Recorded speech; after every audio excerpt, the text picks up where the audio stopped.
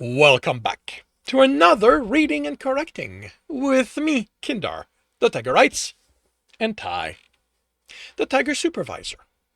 These are where I read a chapter from one of my stories and correct it as I go. If you want to listen to these live, it's every Tuesday morning, 8 a.m. Eastern Time on Twitch and YouTube. And if you are looking to support me, that is on my Patreon. Today we are doing chapter 8 of The Technician's Fight. With a scream of frustration, Jeremy let go of the bar and sat. He couldn't get his machine to increase the weights until he had to work at it. The sensors adjusted everything to maintain his endurance. That was a flaw in the design he never saw coming. He didn't want to work out for minutes before he felt the strain. He needed it immediately. I looked at the room's entrance, hoping to see a stalker, to have someone to chase and force a confrontation with. He wanted a fight. With a disgusted snarl at his machine that attracted curious and concerned looks, he laughed. What he needed was to go to the hunters section and find one of them to punch, but his instructor had been clear that he could only go there under her supervision and that she would only allow his official training to occur.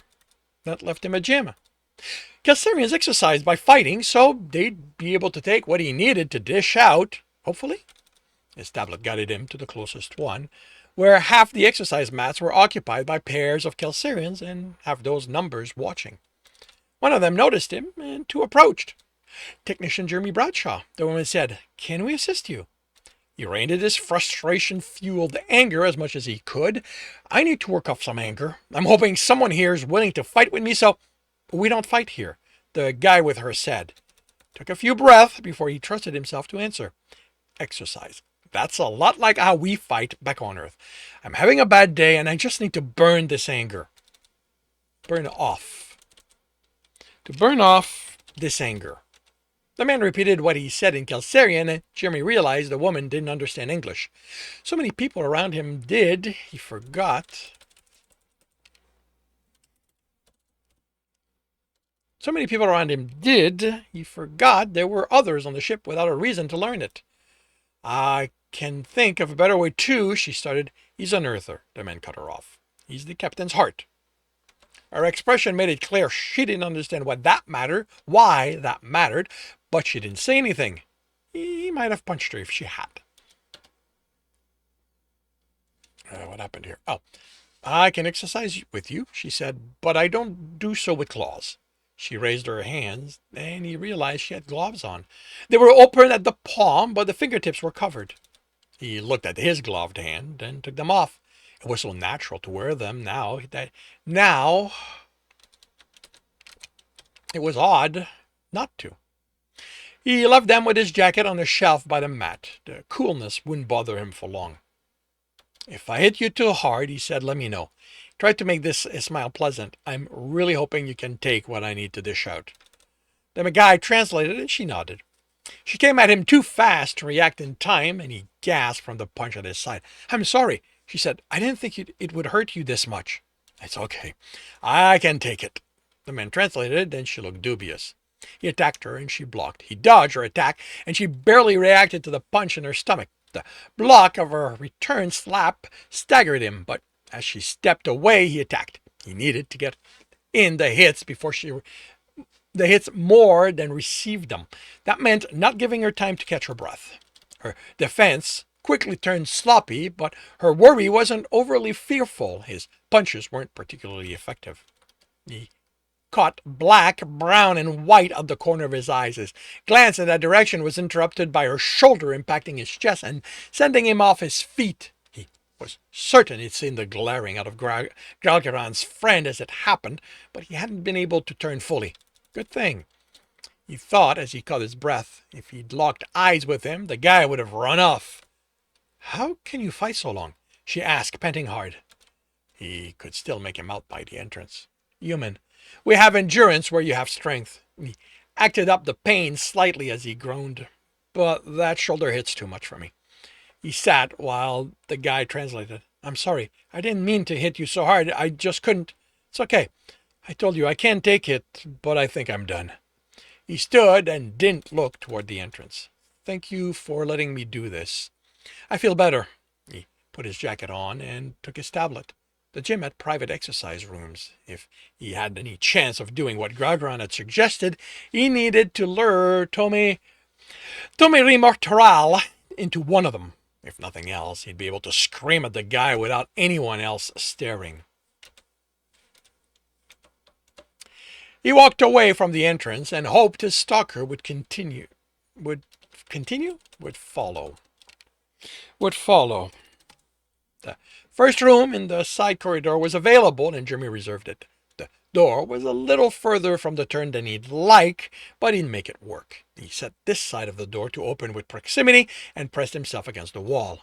He wished he could access the cameras and confirm he was still being stalked. The gym was a public space, so it was under surveillance, but he was a civilian, so lacked the authority to access them. Gralgiran had told them how anyone involved with security could review the public feed. That implied special permission was needed to look at the private one, which implied the existence of private surveillance. He'd have to ask about that at some point. A head poked around the corner, and Jeremy grabbed the guy before the fur color registered. He pulled him and flung him through the opening door, satisfied it was the right colors, and followed the guy in, closing the door with a slap on the control. Okay, this has gone on long enough. He couldn't lock the door, but so long as he kept him away from the control, they were staying here until this was resolved. The sense he'd gotten of the guy's physicality was that he wasn't particularly strong. It probably meant stronger than Jeremy, but hopefully he didn't exercise enough to be a good fighter.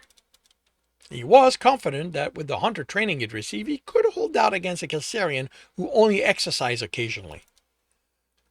Tommy Remortoral finished searching for another way out and glared at him.